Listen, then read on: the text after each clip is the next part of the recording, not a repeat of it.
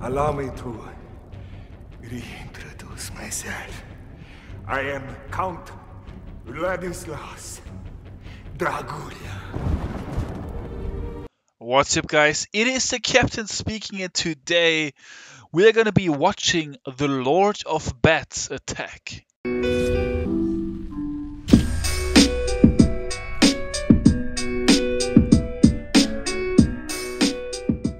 What is up, guys? Welcome to the video, and the Lord of Bats is of course none other than Stormbreaker, the Count Dracula of Spartans Legacy.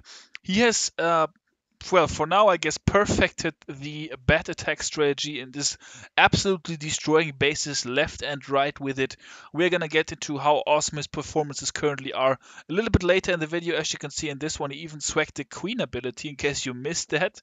Queen was taking a lot of damage over there on the top side, and he didn't even use her, so he got like 2 buildings out of his Queen, 2 trash buildings that is, and a Tesla, I guess. So yeah, that's definitely not the ideal value. As you can see, he is using a bunch of dragons along with the bat spells.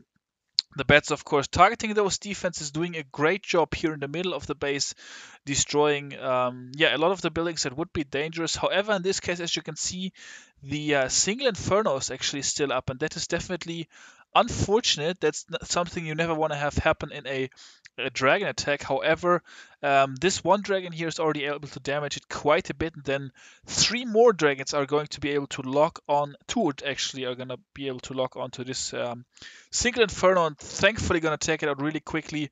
In case your dragons ever get distracted against a single inferno, you're probably going to have a big problem. So he gets a little bit lucky in this attack, that's for sure. I promise you the other attacks I will be showing you guys, and that's going to be 3 more actually today. They are not going to be lucky at all. They're going to be like immense, huge, massive overkills. But yeah, we're gonna watch those, of course. So yeah, as you can see in this one, a little bit close towards the end, and we're gonna check out his attack strategy a little bit more in the upcoming attacks. This one went by kind of quickly. He's got like 4 dragons left here. We can 4x this one, because it's of course only cleanup. So that is was his first triple against hybrid top, and he 6-packed in this war actually. So let's go ahead and check out his second attack as well. Here we go. As you can see in this case, he went for 2 cleanups. In the current war that we are having right now, he actually did not go for cleanups. He went for freshes, which is of course even more interesting. So we're gonna get into that right after this. So once again, as you can see, he's taking on 2 single infernos here, which is something that you would not necessarily think about doing with dragon attack in the first place. He's got a couple of baby dragons here on the sides funneling, and this time he's actually also going to use his queen ability just to make it not as close, I guess. I mean, that air defense staying up, which the queen would have gotten with her ability instead the last attack, that was definitely quite unfortunate. So yeah, as you can see, he uses the king ability, he uses the queen ability. And then really, there is not the biggest amount of strategy involved. I mean, he drops his dragons. He's got 2 lava hounds in here to look for some seeking air mines mainly, and red bombs also for the bats. And then, of course, actually, no, they don't trigger red bombs, right? This is still so new, guys. I'm not even that sure about the spells themselves, but I don't think they trigger red bombs because it would be too OP to be able to pre-trigger traps and stuff like that. So, but yeah, they are absolutely destroying the middle of this base. Also, he likes to use the stone slammer compared to the blimp. It's a little bit more tanky, and I think that's why he prefers it. So yeah, Supercell watching this will probably be happy because Stormbreaker is already applying like all the new troops and spells, or like a lot of them, which actually all that he can use at all 10. I'm not even sure about that, but yeah, he's applying a lot of what just came to the game and said the newest update to his attacks inside the war on the very highest level, of course. So that's awesome, and it's fun. I mean, the attack strategy is relatively spammy. You cannot argue with that, I guess. Bases are going to adapt once again, but then again, whenever you defend a little bit more against something, you're going to make yourself weaker against another thing. So who knows what's going to happen with the base meta overall. Tower 10, I feel, is probably going to get a little bit more easy, although the ice golems defensively make it more tough, but I don't know if they quite equal what should we call it? The bat spells. I've got live going on here as well. But we're not going to watch Lex for now. We're going to watch the next Stormbreaker 6-pack here, guys. As you can see, there we go. Boy with a back-to-back 6-packs inside last war and this war. So let's watch his first attack inside this war right here. And as you can see, it's the exact same army again that we basically just watched. And once again, he's going up against 2 single infernos. So you can certainly see a pattern here. I guess the main reason he's doing that, I didn't actually talk to him before this. He has no clue right now that I'm recording this video. It's going to come out in a couple of days, probably like, I don't know, second day of Christmas or whatever. Once again, Merry Christmas to you guys. If it is Christmas, if it's not Christmas anymore when this video drops, I hope you have had great Christmas and a good time with your families. But yeah, so I guess the main reason why he's choosing these single Inferno bases is because of the bat spells, because the Infernos, of course, are, yeah, pretty nasty. The multi-Infernos are pretty nasty against the bats because they just melt them so quickly because the bats have so little health. So it makes a lot of sense to go up against those single Infernos. The Wizard Towers don't seem to do too much against the bats because they're a little bit too slow.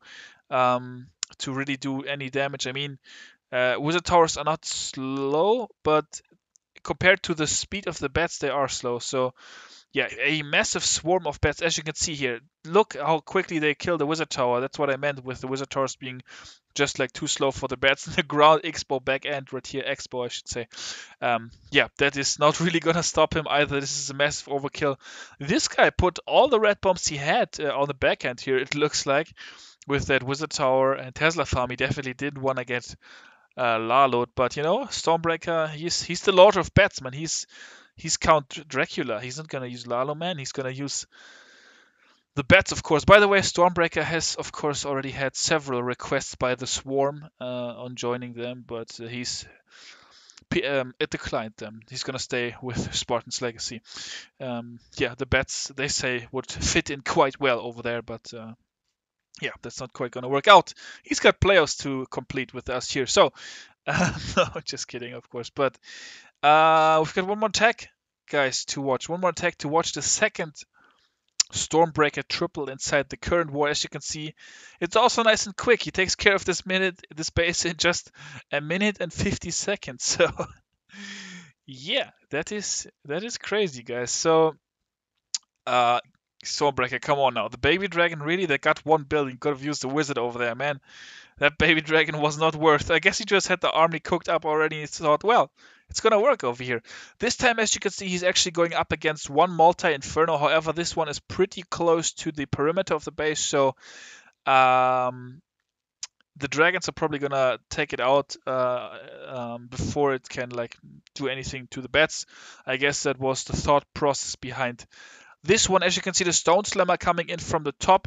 Main goal of that is going to be to take out the single Inferno, or like just do some tanking there around the back end, because that's the main threat to the dragons. And it looks so crazy whenever the bats are on the loose in the middle of these bases. And look at this, guys. This is probably, I think, the biggest overkill we have seen today.